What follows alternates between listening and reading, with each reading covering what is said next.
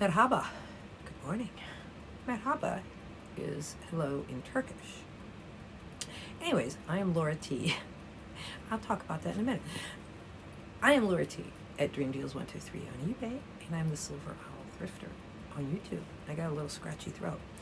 Anyways, my husband is Turkish. Grew up in Turkey. He was born in Wichita, Kansas.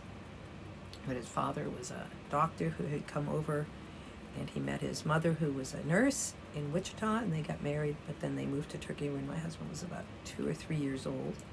So he grew up there, and his last name, which I took, is Tokuzolu, which is probably one of the more complicated names on the planet. But tell you a little story. My maiden name was Voikin, which was also a rather complicated name. In other words, people were always asking me, where's it from? How do you spell it? It wasn't simple. It's Ukrainian.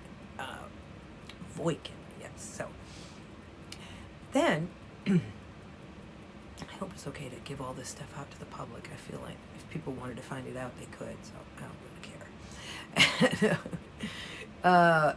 So then I married Tokuzolu, and I thought, man, that did not get easier. I thought it would get easier, you know what I mean? I thought someday I would marry somebody with an easier name. But, you know, the things you do for love, right? Anyways, merhaba. I made $119 overnight. Let's break it down and see what's sold. And then I'm going to talk about a almost big mistake I made that I caught myself. I sold this Land's End tankini. Oh, I can get set up here. Hold on. Sorry, I'm not even set up. Go, Land's End women's bathing suit. I want you to look at this. Women's bathing suit, Land's End, blue, white,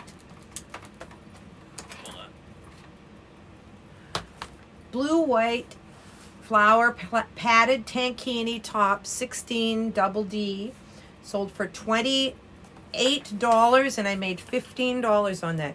Now, to me, this is like a perfect eBay bolo find.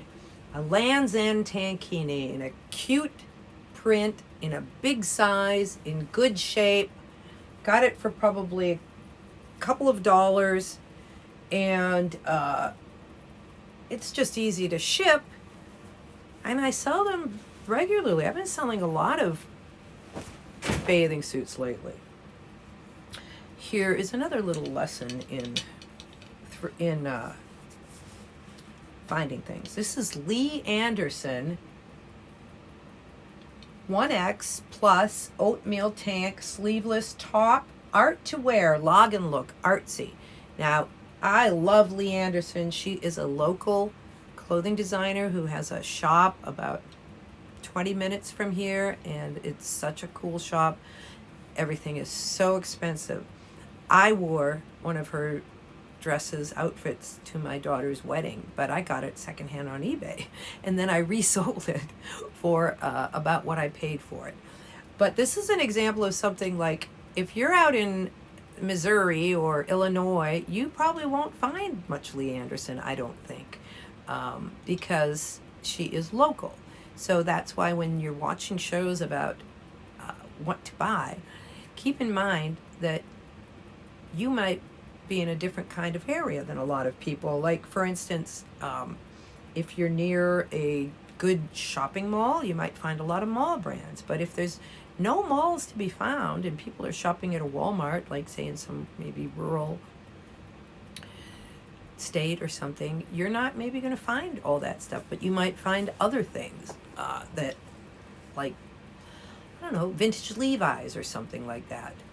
So that's why, for me, I just kind of try to stick to the basics when I'm out looking and learn about all the brands that you could find just about anywhere, like Levi's, for example. I'm going to start getting a little more into Levi's. Like Talbot's, American Eagle, Anthropologie brands. Some places, yes, some places no. J. Jill, LL Bean, Land's End. But you might find good Walmart brands in good shape, too. And they sell. I'm finding that out more and more. So, because that's what people know. They know, oh, I'm a size 10 in that Walmart brand t shirt or dress that I buy all the time. And I just want to keep buying that, especially online. I don't want to buy some brand that I've never tried on before because sizes are weird. So, anyways, it's just beautiful. I love her style. And then I sold a Ben Sherman men's quilted stitched puffer jacket coat, size medium, navy blue, $33. I made $15 on that.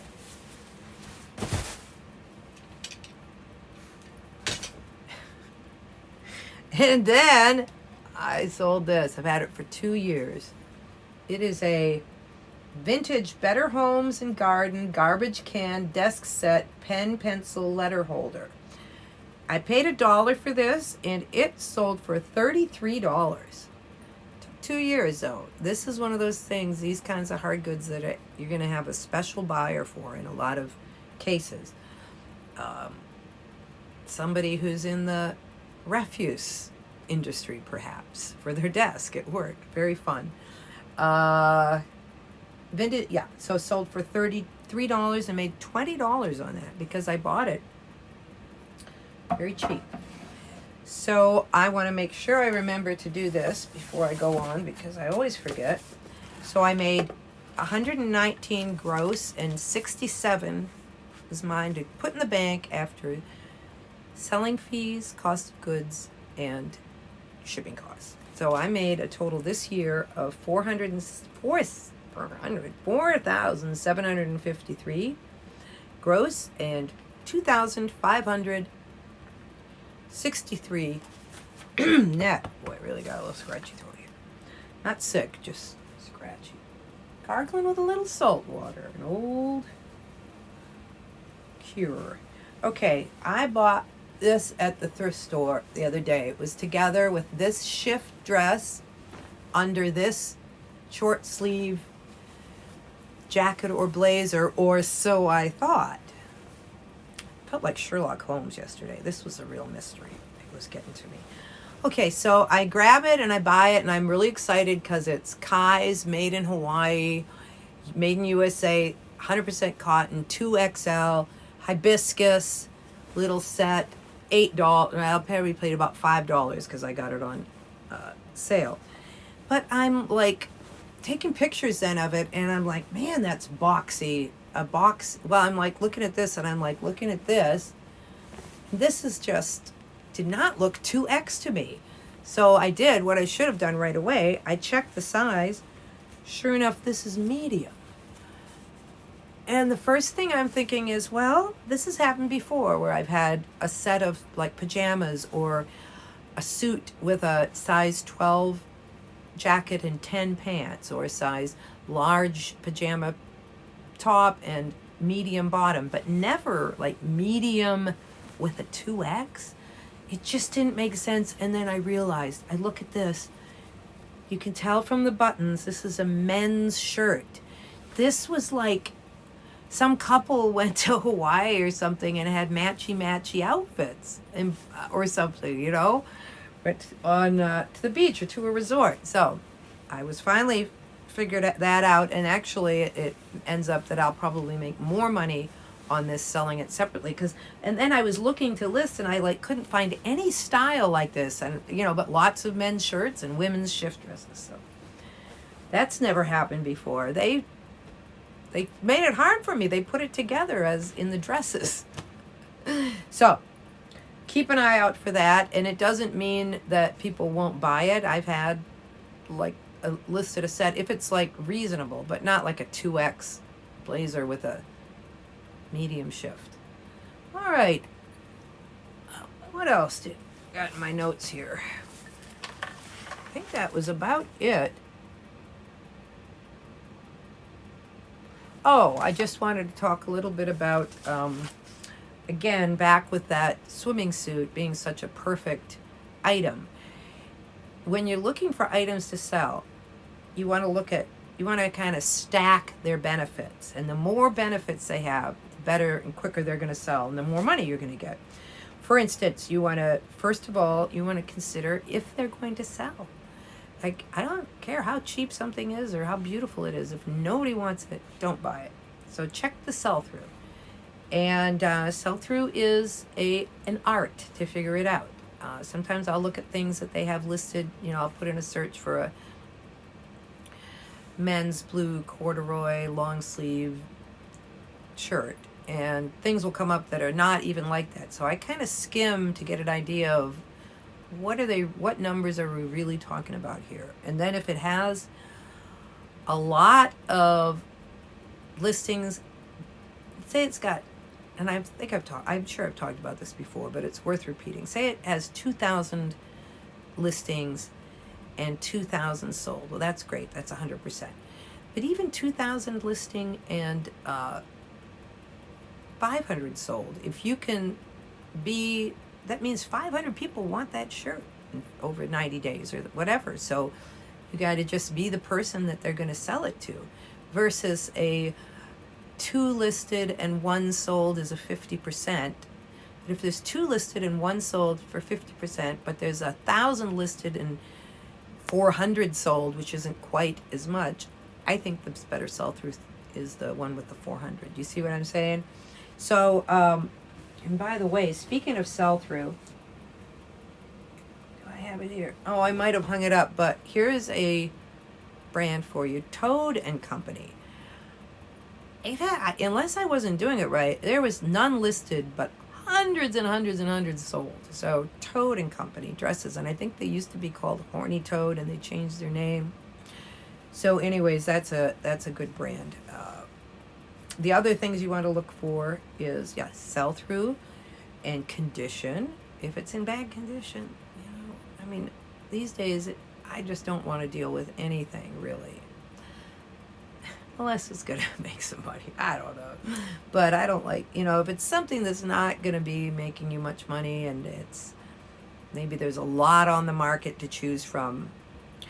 Like, I would say if something is rare and has a good sell through, maybe then it'll sell with a defect or something like that. So you've got to take it all into consideration.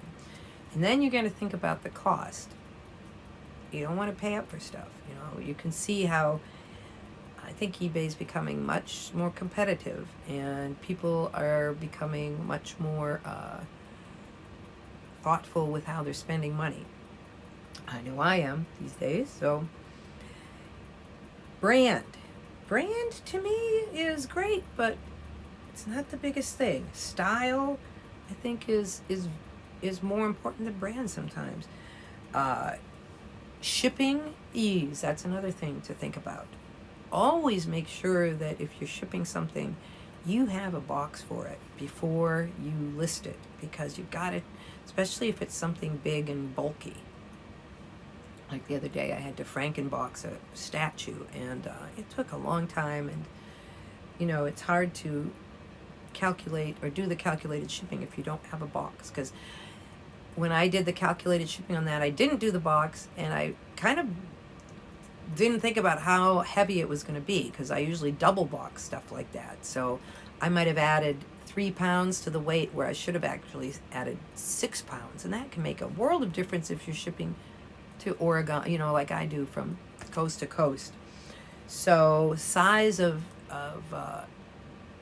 shipping and difficulty of shipping is something to consider. How big is your house? Do you want to buy that mid-century modern lamp that, might get some money but might sit for a long time? Unless you really like mid-century, and then you can use it as part of your decor. That's another tip. If you shop and you like to buy hard goods, maybe fit them into your decor, and that way it won't be like you have to find a separate place for them. And then I got here size, shipping. What is this word? Sell through cost, brand, size, shipping, something. Maybe it's shipping time, but anyways, those are the things that I try to think about. In the beginning, I used to just kind of look at brand and not think about the rest as much. And like yesterday, I was organizing some of my women's blouses, and I got to go through them all. I have so many that have been sitting there forever. So I'm going to slash those prices and see if I can move some of those, because I know I'm going back and forth on this, saying we're going to retire, then we're not going to retire this year, but now we are. We're going to retire. He's going to retire early 2024. So now we're back on getting the house ready. And because I went on one of those online retirement calculators and plugged in all our numbers, and honestly, him working another year does not affect us that much. In other words, it's not worth a year of his life of working for the amount of money that it's gonna be. And we want to get down to Virginia and be with our little granddaughter and our daughter and everybody. So, all right. Gula gula. I think I said that